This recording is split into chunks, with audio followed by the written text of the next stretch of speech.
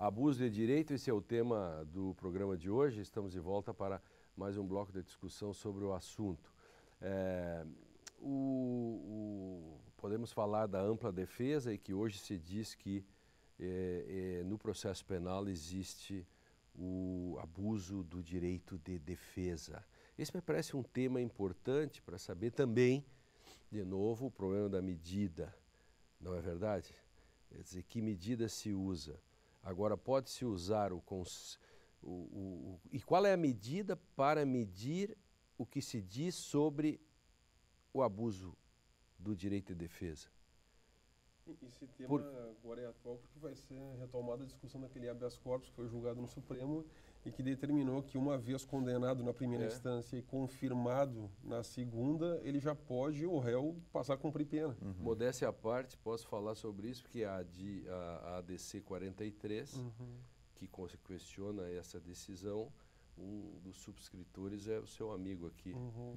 E, honrosamente, a OAB me deu a honra privilégio de participar dessa ação como um dos autores e subscritores.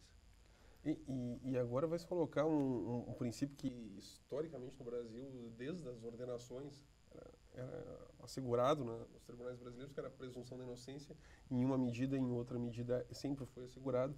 Com a nova República, ele ganha um assento maior, vai ser efetuado lá com alguns atos institucionais, mas ainda assim, formalmente ele sempre é defendido. Porém, agora com essa interpretação do Supremo, a presunção da inocência é completamente relativizada. E aí, em nome de uma estatística, em nome de alguns casos, se retira uma garantia que, no processo penal, talvez seja uma das maiores garantias que se tem. E o caso que é muito falado do Luiz Estevão, porque foram uma sucessão de embargos de declaração contra decisões que denegavam embargos de declaração. Sim, mas isso o tribunal tem que controlar. Isso não depende só o querer dele tem que ser estancado, há limites. E se deixaram de algum modo, isso é um problema do tribunal e não do próprio. Não, me parece que essa questão tem vários aspectos, eu acho que o antes coloca, você estava colocando no início, mas talvez um dos aspectos que estava submerso nessa discussão, que é exatamente um problema de gestão do judiciário. Ou seja, muito se diz que o uso dos expedientes de recurso leva à extinção da punibilidade ou leva à prescrição, alguma coisa nesse sentido. Ou seja, vai pelo alongamento. Mas isso tem a ver com a própria gestão do judiciário, ou seja, da incapacidade do judiciário de responder, de pôr limites e de responder dentro de um prazo razoável, que inclusive é uma garantia constitucional. Que também, se você põe lá um embargo do embargo e leva 3 meses para você dizer não, o cara ganhou 3 meses. Diga não no dia seguinte. E se ele vai de novo, diga não no dia seguinte. E aí, diga, você não pode mais, acabou. Porque você é que diz por último que é o direito no caso, nós estamos tratando lá do caso do Supremo, não estamos tratando do Fórum de Juí.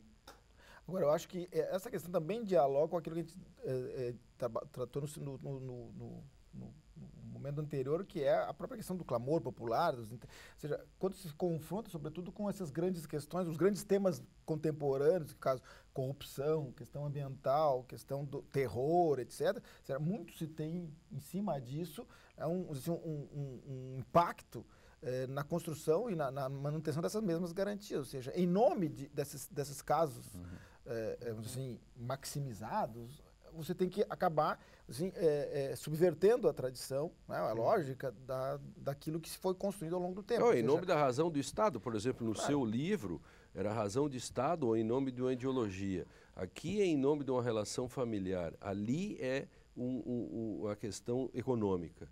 É sempre em nome de uma razão, você... E o direito perde a sua medida, perde o seu papel de medida e régua das coisas, né?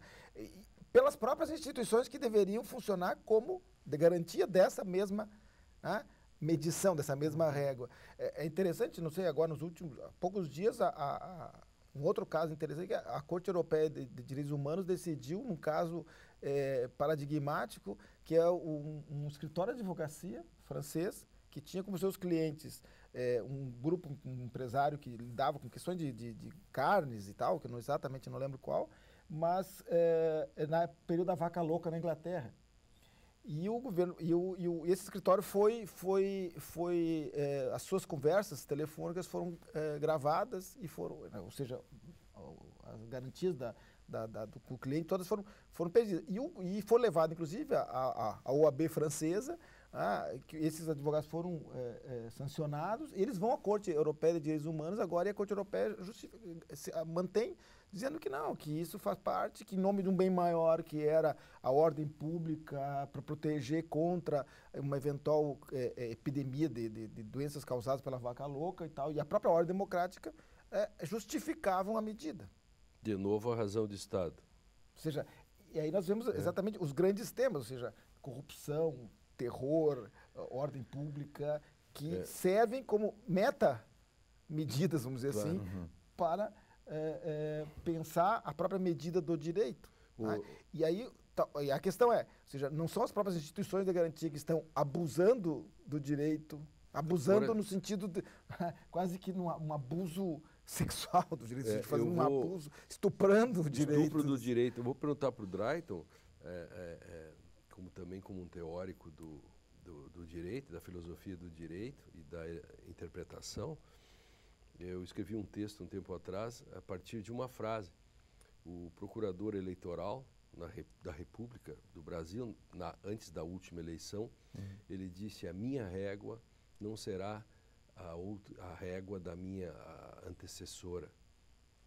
Aí eu escrevi o texto: e o direito eleitoral agora depende do tamanho da régua de Sua Excelência? Porque o que eu acho que está em jogo aqui é uma questão sobre a qual tu tem te pronunciado seguidamente, Lênio, que é essa margem para a subjetividade. Né? E nesse último exemplo aí, a régua do novo, né? Em contraposição à régua da antecessora. Esse elemento subjetivo, ele de alguma forma precisa ter enquadramento, regulação, porque aí, nessa esfera, acontece fortemente o abuso. Abuso de direito, abuso de poder, abuso de autoridade, etc, etc. Né? A tentativa de encontrar um marco de restrição da atuação da subjetividade. A subjetividade não pode ter, vamos dizer assim, a condução do processo, uma subjetividade desregrada. Eu decido conforme uma consciência. Que tipo de consciência é essa que decide? Né?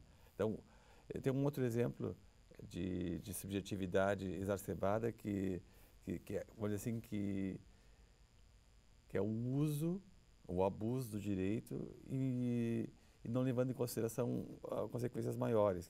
E como ele mesmo afirmou antes, então, a certo ponto, nós temos que ser consequencialistas.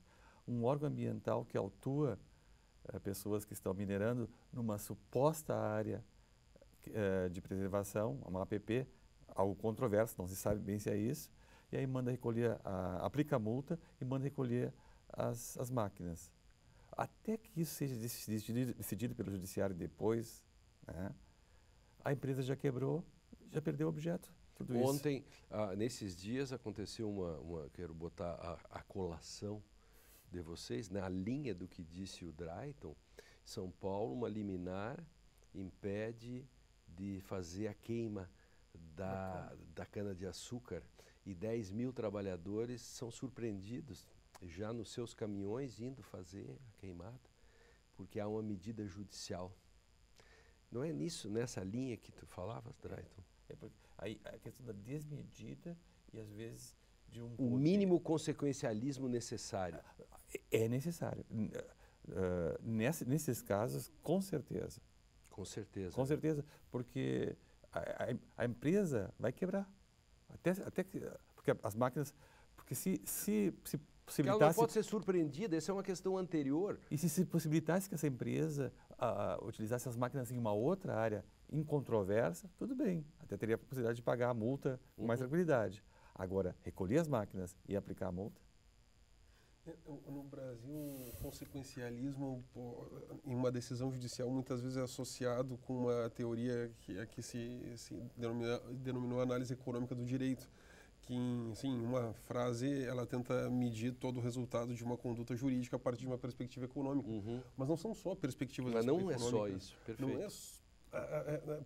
existe um viés no imaginário do judiciário, onde falar em consequências da decisão é pensar em consequências econômicas. Não é só isso. Por isso a gente tem que analisar de uma forma mais abrangente. Tem a questão social, imagina 10 mil pessoas desempregadas. Isso, se elas são de 2, 3 cidades, isso vai ter um impacto naquela cidade. Muitas vezes são cidades pequenas e essas pessoas têm os salários. Imagine quantas pessoas não gravitam em torno do salário de 10 mil pessoas.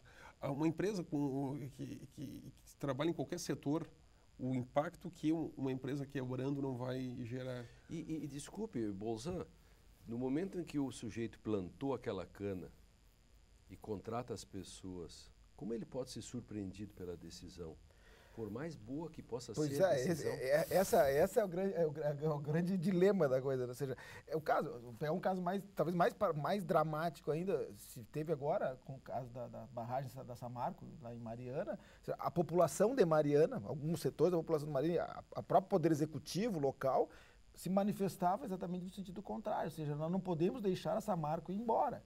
Claro, não canibalismo, não canibalizar ela. Porque, de alguma maneira, o município depende dessa marca. Então, nesse âmbito, essa relação, que muitas vezes estabelece uma relação de dependência, que tem uma série de fatores, ou seja, a própria construção dessa dependência de uma única empresa acaba gerando isso, né? Ou seja, essa situação paradoxal. Ou seja, como construir esse limite? Ou seja, para mim, a questão é em que momento, até onde vai esse consequencialismo que tem um caráter de certo modo utilitário, que não necessariamente econômico, mas em que momento ele também é exagerado? Porque senão nós podemos talvez cair na mesma questão desse uso assim, meta-jurídico do clamor popular ou da vontade. Ou seja, nós não podemos aplicar a multa por conta de que a empresa vai quebrar. Tem a velha frase dos americanos, too big to fail, né? Ou seja, que é uma questão que está colocada hoje. Ou seja, o que vai acontecer com as grandes empresas construtoras do Brasil dentro do processo da Lava Jato? Sim, não só isso. E o que aconteceu em Rio Grande? Na economia. Rio Grande, o exemplo típico. Rio Grande, a cidade... Eu tenho um professor que faz pós-doc comigo, de Rio Grande. Ele relata as expectativas que as pessoas tinham. O sujeito pôs lá um cara ia vender marmita, o outro ia fazer almoço, o outro botou um hotelzinho, o outro botou uma oficina. E aí, a plataforma se foi em face da crise da Petrobras. E aquelas cidades lá no Nordeste, que sobre as plataformas e as refinarias que iam fazer.